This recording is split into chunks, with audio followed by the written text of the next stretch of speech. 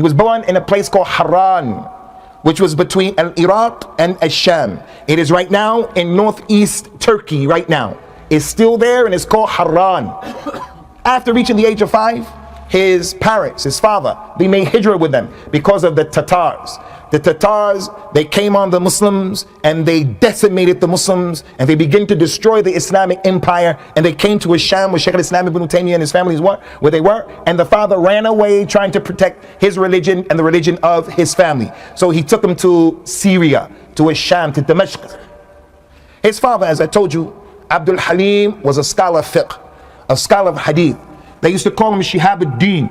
His grandfather was a big scholar in al-Islam. Not a small scholar, a big scholar in al-Islam.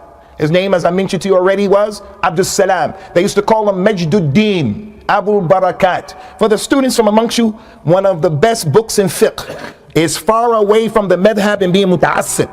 Like Fiqh al-Sunnah, that book Fiqh al-Sunnah, it's a book that tells you what to do and how to do it without forcing you to be on any madhab. Just what the Quran says, what the hadith says, and you follow that. His grandfather, Abu Barakat, he wrote a book called Muntaqa al-Akhbar. Al-Imam al-Shawkani came. Hamid ibn Ali al-Shawkani. He came and he explained the book of the grandfather of Ibn Taymiyyah, and he called it Nailul Awtar, one of the best books of fiqh in the dunya.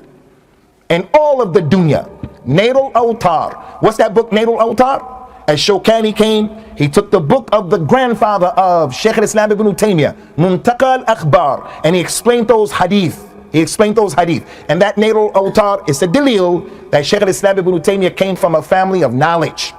He had a number of brothers. One brother was Abdul Rahman, a scholar. Another brother, Abdullah, a scholar. Abdullah told the people a lot about Shaykh al-Islam ibn Taymiyyah, his brother. One of the things he said about him, he had the ability to write in one day between Dhuhr and Asr what a normal man would write in a week or in a month.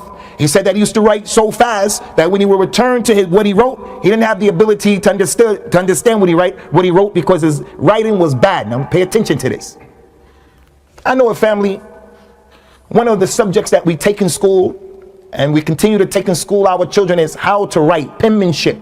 They said that Ibn Taymiyyah wrote so bad, his writing was so atrocious that even he couldn't understand what he wrote. Was an indication if your child doesn't write very well, it doesn't mean he's stupid. Doesn't mean that he's dumb. Shaykh al-Islam ibn Taymiyyah was abkari.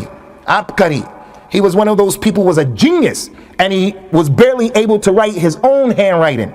Now, of course, doesn't mean that your child shouldn't be taught how to read and write, and pressure shouldn't be put on him. It just goes to show we have to put in context what people can do and what people can do. He had a number of other relatives, all ulama. And the point that I'm mentioning that to you for is, those of you who are trying to be students of knowledge, I want to be a student of knowledge. It is hypocrisy for me, Abu Usama, to be paying attention to reading the Quran and the Sunnah and giving the khutbah and giving dawah, and I leave my children crazy.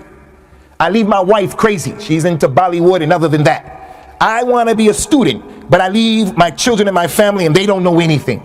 Shaykh al-Islam ibn Taymiyyah, one of the factors that helped to develop him into being a scholar, he was in an environment of knowledge, in an environment where the father and the brother and the uncles and the people around him were nurturing him on that issue.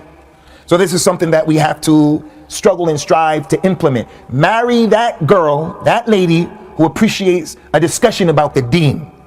Don't marry that girl who she doesn't want to hear anything about the religion. She just wants to know how much the latest shoes cost and things like that. Don't marry that individual.